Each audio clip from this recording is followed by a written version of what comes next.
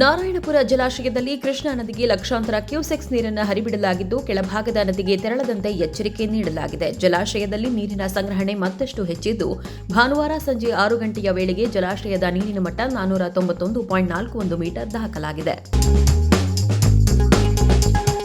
ದಕ್ಷಿಣ ಕನ್ನಡ ಜಿಲ್ಲೆಯಲ್ಲಿ ವರ್ಣನ ಆರ್ಭಟ ಮುಂದುವರೆದಿದೆ. ಈ ಹಿನ್ನೆಲೆಯಲ್ಲಿ ಇಂದು ಭಾರೀ ಮಳೆಯಾಗುವ ಹಿನ್ನೆಲೆ ಶಾಲಾ ಕಾಲೇಜುಗಳಿಗೆ ರಜೆ ಘೋಷಿಸಲಾಗಿದೆ.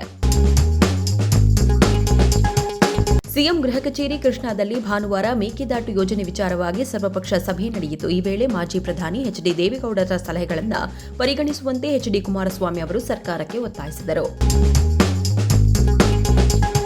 ಪೊಲೀಸ್ ಕಾನ್ಸ್ಟೇಬಲ್ ನೇಮಕಾತಿ ಪರೀಕ್ಷೆಯ OMR ಶೀಟ್ಗಳ ಗೊಂದಲ ಹಾಗೂ ಅಭ್ಯರ್ಥಿಗಳು ಪರೀಕ್ಷೆಯಿಂದ ಹೊರನಡೆಯುವಂತಾದ ಘಟನೆ ಆಡಳಿತದ ಸಂಪೂರ್ಣ ವೈಫಲ್ಯ ಮತ್ತು ಕ್ಷಮಿಸಲಾಗದ ನಿರ್ಲಕ್ಷ್ಯಕ್ಕೆ ಹಿಡಿದ ಕೈಗನ್ನಡಿ ಎಂದು ಆರ್ ಅಶೋಕ್ ಕಿಡಿಕಾರಿದ್ದಾರೆ. ಮುಂಬರುವ ಸದನದಲ್ಲಿ ರೈತರ ಧ್ವನಿಯಾಗಿ ಯಾವ ವಿಚಾರಗಳನ್ನು ಮಂಡನೆ ಮಾಡಬೇಕು ಎಂಬ ಇತ್ಯಾದಿ ವಿಷಯಗಳ ಕುರಿತು ಬಿಜೆಪಿ ಕೋರ್ ಕಮಿಟಿ ಸಭೆಯಲ್ಲಿ ಚರ್ಚೆ ಮಾಡಲಾಯಿತು. ಶಿರಾ ತಾಲೂಕಿನ ಲಿಂಗದಹಳ್ಳಿ ಗ್ರಾಮದಲ್ಲಿ ಮಳೆಯ ಅಭಾವದಿಂದ ಸಂಕಷ್ಟಕ್ಕೀಡಾದ ರೈತರು ಉತ್ತಮ ಮಳೆಯಾಗಲಿ ಎಂಬ ಆಶಯದೊಂದಿಗೆ ಸಂಪ್ರದಾಯಬದ್ಧವಾಗಿ ಕತ್ತೆಗಳ ಮದುವೆ ಮಾಡುವ ಮೂಲಕ ದೇವರಿಗೆ ವಿಶೇಷ ಪ್ರಾರ್ಥನೆ ಸಲ್ಲಿಸಿದರು.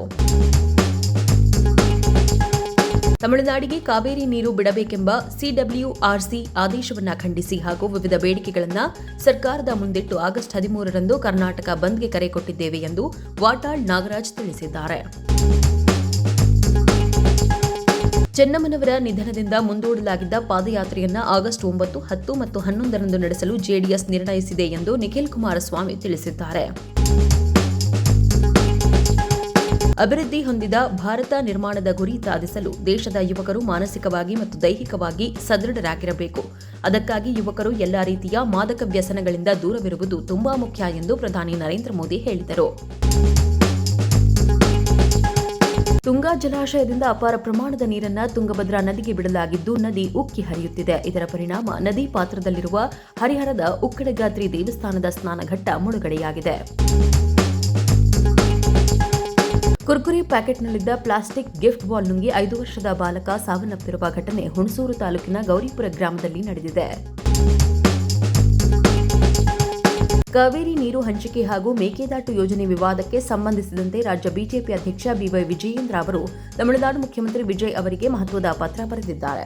ಕಾವೇರಿ ನದಿ ಉಭಯ ರಾಜ್ಯಗಳ ಜನರನ್ನ ಬೆಸೆಯುವ ಕೊಂಡಿಯಾಗಬೇಕೇ ವಿನಃ ವಿಭಜಿಸುವ ಶಕ್ತಿಯಾಗಬಾರದು ಎಂದು ಅವರು ಪತ್ರದಲ್ಲಿ ಮನವಿ ಮಾಡಿದ್ದಾರೆ. ಮಡಿಕೇರಿ ತಾಲೂಕಿನ ಕರಿಕೆ ಗ್ರಾಮದ ಚೆತ್ತುಕಾಯ ಪಿಚ್ಚೆಪಿಲಾವು ರಸ್ತೆಯಲ್ಲಿ ಭಾರೀ ಭೂಕುಸಿತವಾಗಿದೆ. ಗ್ರಾಮದಲ್ಲಿ ಭೂಕುಸಿತದಿಂದ ರಸ್ತೆ ಸಂಪರ್ಕ ಕಡಿತವಾಗಿದೆ. ಕರ್ನಾಟಕಕ್ಕೆ ಸಹಾಯ ಮಾಡಿ ಕರ್ನಾಟಕವನ್ನು ರಕ್ಷಿಸಿ ಎಂದು ಸಿಎಂ ಡಿಕೆ ಶಿವಕುಮಾರ್ ಪ್ರಧಾನಿ ನರೇಂದ್ರ ಮೋದಿ ಅವರಲ್ಲಿ ಮನವಿ ಮಾಡಿದ್ದಾರೆ. ಬೆಂಗಳೂರು ಆನಂದರಾವ್ ವೃತ್ತದ ಸಮೀಪದ ರೈಲ್ವೆ ಅಂಡರ್ಪಾಸ್ನಲ್ಲಿ ಚಲಿಸುತ್ತಿದ್ದ ಬಿಎಂಟಿಸಿ ಬಸ್ ಮೇಲೆ ರೈಲ್ವೆ ಸೇತುವೆ ಕಬ್ಬಿಣದ ಶೀಟ್ ಏಕಾಏಕಿ ಕುಸಿದಿದೆ. ಘಟನೆಯಲ್ಲಿ ಯಾವುದೇ ಪ್ರಾಣಾಪಾಯ ಸಂಭವಿಸಿಲ್ಲ. ಬಳಿಕ ರೈಲ್ವೆ ಇಲಾಖೆ ಸಿಬ್ಬಂದಿ ಗ್ಯಾಸ್ ಕಟರ್ ಬಳಸಿ ಶೀಟ್ ತೆರವುಗೊಳಿಸಿದರು. ಶೀಟ್ ತೆರವಾದ ನಂತರ ವಾಹನಗಳ ಸಂಚಾರವನ್ನು ಪುನಃ ಆರಂಭಿಸಲಾಯಿತು. ಆಲೂರಿನ ಚೌಳಗೆರೆ ಟೋಲ್ನಲ್ಲಿ ಹಣ ಕೇಳಿದ್ದಕ್ಕೆ ಪುಂಡರ ಗ್ಯಾಂಗ್ ಸಿಬ್ಬಂದಿಗೆ ಗನ್ ಲಾಂಗ್ ತೋರಿಸಿ ಬೆದರಿಕೆ ಹಾಕಿದ ಘಟನೆ ನಡೆದಿದೆ. ಕಾವೇರಿ ಜಲಾನಯನ ಪ್ರದೇಶದಲ್ಲಿ ಸುರಿಯುತ್ತಿರುವ ಉತ್ತಮ ಮಳೆಯಿಂದಾಗಿ ಮಂಡ್ಯ ಜಿಲ್ಲೆಯ ಪ್ರಸಿದ್ಧ ಕೃಷ್ಣರಾಜಸಾಗರ ಜಲಾಶಯಕ್ಕೆ ಅಪಾರ ಪ್ರಮಾಣದ ನೀರು ಹರಿದು ಬರುತ್ತಿದ್ದು ಕಾವೇರಿಯ ನೀರಿನ ಮಟ್ಟ 100 ಅಡಿಗೆ ಏರಿಕೆಯಾಗಿ ಶತಕ ಬಾರಿಸಿದೆ. ಮಹಾರಾಷ್ಟ್ರದ ಜಲಾನಯನ ಪ್ರದೇಶಗಳಲ್ಲಿ ಸುರಿಯುತ್ತಿರುವ ಭಾರೀ ಮಳೆಯಿಂದಾಗಿ ಕೃಷ್ಣಾ ನದಿಯ ಒಳಹರಿವು ಗಣನೀಯವಾಗಿ ಹೆಚ್ಚಾಗಿದ್ದು ರಾಯಭಾಗ ತಾಲೂಕಿನ ಕುಡಚಿ ಬಳಿ ನದಿಗೆ ಅಡ್ಡಲಾಗಿ ನಿರ್ಮಿಸಲಾಗಿರುವ ಸೇತುವೆ ಸಂಪೂರ್ಣವಾಗಿ ಮುಳುಗಡೆಯಾಗಿದೆ. ಸ್ಕಾಟ್ಲೆಂಡ್ ಆಯೋಜಿಸಿದ್ದ ಕಾಮನ್ವೆಲ್ತ್ ಕ್ರೀಡಾಕೂಟಕ್ಕೆ ಅಧಿಕೃತ ತೆರೆ ಬಿದ್ದಿದೆ. ಸ್ಥಳೀಯ ಕಾಲಮಾನ ರಾತ್ರಿ ವರ್ಣರಂಜಿತ ಸಮಾರೋಪ ಸಮಾರಂಭದೊಂದಿಗೆ ಗೇಮ್ಸ್ ಮುಕ್ತಾಯಗೊಂಡಿತು. ಈ ವೇಳೆ ಶತಮಾನೋತ್ಸವದ ಆವೃತ್ತಿಯ ಆತಿಥ್ಯ ವಹಿಸಲಿರುವ ಭಾರತಕ್ಕೆ ಧ್ವಜ ಮತ್ತು ಬ್ಯಾಟ್ ಅನ್ನು ಹಸ್ತಾಂತರಿಸಲಾಯಿತು. ದೆಹಲಿಯ ಜಂತರ್ ಮಂತರ್ನಲ್ಲಿ ನಡೆದ ಪ್ರತಿಭಟನೆಯ ಸಂದರ್ಭದಲ್ಲಿ ಪ್ರಧಾನಿ ನರೇಂದ್ರ ಮೋದಿ ವಿರುದ್ಧ ಅವಾಚ್ಯ ಶಬ್ದಗಳಿಂದ ನಿಂದಿಸಿ ಪೊಲೀಸ್ ಗೇಸ್ಗೆ ಗುರಿಯಾಗಿದ್ದ ತನ್ನ ಮಗಳನ್ನು ಕ್ಷಮಿಸಿದ್ದಕ್ಕಾಗಿ ಪ್ರಧಾನಿಗೆ ಬಾಲಕಿಯ ತಾಯಿ ಧನ್ಯವಾದ ಅರ್ಪಿಸಿದ್ದಾರೆ.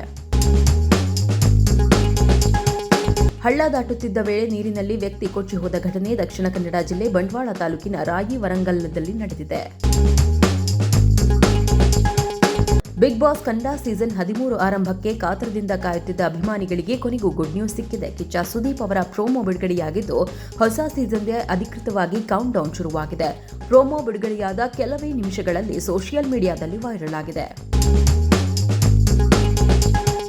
ಮೈಸೂರಿನ ಚಾಮುಂಡಿ ಬೆಟ್ಟದಲ್ಲಿ ಆಷಾಢ ಪೂಜೆಯ ಹಿನ್ನೆಲೆಯಲ್ಲಿ ಸಾವಿರಾರು ಭಕ್ತರು ಆಗಮಿಸಿದ್ದ ವೇಳೆ ದರ್ಶನ್ ಫೋಟೋ ಹಿಡಿದು ಅಭಿಮಾನಿಯೊಬ್ಬ ಡಿ ಬಾಸ್ ಎಂದು ಘೋಷಣೆ ಕೂಗಿರುವ ಪ್ರಸಂಗ ನಡೆದಿದೆ. ತೀರ್ಥಹಳ್ಳಿಯಲ್ಲಿ ನಡೆದ ಭೀಕರ ಗುಡ್ಡ ಕುಸಿತದಲ್ಲಿ ಒಂದೇ ಕುಟುಂಬದ 3 ಸಾವನ್ನಪ್ಪಿರುವ ಸುದ್ದಿ ಕೊಪ್ಪಳ ಜಿಲ್ಲೆಯ ಕಾರಟಗಿ ತಾಲೂಕಿನ ಕಕ್ಕರಗೊಳ ಗ್ರಾಮದಲ್ಲಿ ಶೋಕದ ವಾತಾವರಣ ಮೂಡಿಸಿದೆ. ಬೆಂಗಳೂರು ನಗರದ ಕೋರಮಂಗಲ ಸಮೀಪದ ಎಸ್ಜಿ ಪಾಳ್ಯದ ಲೇಡೀಸ್ ಪಿಜಿಯಲ್ಲಿ ಬೆಳಗಿನ ಜಾವ 3:30ರ ಸುಮಾರಿಗೆ ಅಪರಿಚಿತ ವ್ಯಕ್ತಿಯೊಬ್ಬ ನುಗ್ಗಿ ಕೈಗೆ ಸಿಕ್ಕ ವಸ್ತುಗಳನ್ನು ಕಳವು ಮಾಡಿ ಪರಾರಿಯಾಗಿದ್ದಾನೆ. ತಲೆಗೆ ಕ್ಯಾಪ್ ಧರಿಸಿ ಪಿಜಿಗೆ ಪ್ರವೇಶಿಸಿದ ಕಳ್ಳ ಬಳಿಕ ಹೊರ ಹೋಗುವ ವೇಳೆ ಹೆಲ್ಮೆಟ್ ಧರಿಸಿ ಗುರುತು ಸಿಗದಂತೆ ಎಸ್ಕೇಪ್ ಆಗಿದ್ದಾನೆ. ಕಳ್ಳನ ಸಂಪೂರ್ಣ ಚಲನವಲನ ಪಿಜಿಯ ಸಿಸಿಟಿವಿ ಕ್ಯಾಮೆರಾಗಳಲ್ಲಿ ಸೆರೆಯಾಗಿದೆ. ಮಧ್ಯಪ್ರಾಚ್ಯ ಯುದ್ಧವನ್ನು ಕೊನೆಗೊಳಿಸಲು ಮತ್ತು ಹಾರ್ಮುಜ್ ಜಲಸಂಧಿಯನ್ನ ಮತ್ತೆ ತೆರೆಯಲು ಅಮೆರಿಕ ಅಧ್ಯಕ್ಷ ಡೊನಾಲ್ಡ್ ಟ್ರಂಪ್ ಇರಾನ್ನೊಂದಿಗೆ ಹೊಸ ಮಾತುಕತೆಗಳನ್ನು ಘೋಷಿಸಿದ್ದಾರೆ. ಈ ಘೋಷಣೆ ಬಳಿಕ ಸೋಮವಾರ ಕಚ್ಚಾ ತೈಲದ ಬೆಲೆಯಲ್ಲಿ ಭಾರೀ ಇಳಿಕೆ ಕಂಡುಬಂದಿದೆ. ಇದು ಷೇರು ಮಾರುಕಟ್ಟೆಗಳಲ್ಲೂ ಹರ್ಷದ ವಾತಾವರಣವನ್ನು ತಂದಿದೆ.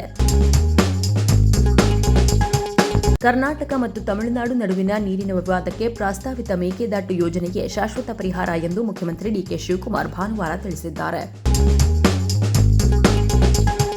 ಪೊಲೀಸ್ ಕಾನ್ಸ್ಟೇಬಲ್ ನೇಮಕಾತಿ ಪರೀಕ್ಷೆಯಲ್ಲಿ ಉಂಟಾದ ಗೊಂದಲದ ಪರಿಣಾಮ ಬಿಜೆಪಿ ಪರಿಷತ್ ಸದಸ್ಯ ಸಿಟಿ ರವಿ ಗೃಹ ಸಚಿವ ಪ್ರಿಯಾಂಕ್ ಖರ್ಗೆ ರಾಜೀನಾಮೆ ನೀಡಬೇಕು ಎಂದು ಆಗ್ರಹಿಸಿದ್ದಾರೆ. ಹುಬ್ಬಳ್ಳಿಯಿಂದ ವಿಜಯಪುರ ಕಡೆಗೆ ತೆರಳುತ್ತಿದ್ದ ಖಾಸಗಿ ಬಸ್ ಧಾರವಾಡ ಜಿಲ್ಲೆಯ ನವಲಗುಂದ ತಾಲೂಕಿನ ಅಮರಗೊಳ ಗ್ರಾಮದ ಬಳಿ ಚಾಲಕನ ನಿಯಂತ್ರಣ ತಪ್ಪಿ ಪಲ್ಟಿಯಾದ ಪರಿಣಾಮ ಹಲವು ಪ್ರಯಾಣಿಕರು ಗಾಯಗೊಂಡಿದ್ದಾರೆ. ಕೇರಳದಲ್ಲಿ ಮಳೆ ಅಬ್ಬರ ಶುರುವಾಗಿದ್ದು ಕಾವೇರಿಗೆ ಮತ್ತಷ್ಟು ನೀರು ಬರುವ ಸಾಧ್ಯತೆ ಇದೆ. ಕೇರಳದ 8 ಜಿಲ್ಲೆಗಳಲ್ಲಿ ರೆಡ್ ಅಲರ್ಟ್ ಘೋಷಣೆ ಮಾಡಲಾಗಿದೆ. ಜಿಲ್ಲೆಗಳಲ್ಲಿ ನಡೆದ ಪ್ರತ್ಯೇಕ ಘಟನೆಗಳಲ್ಲಿ ಇದುವರೆಗೆ 6 ಮಂದಿ ಮೃತಪಟ್ಟಿದ್ದಾರೆ.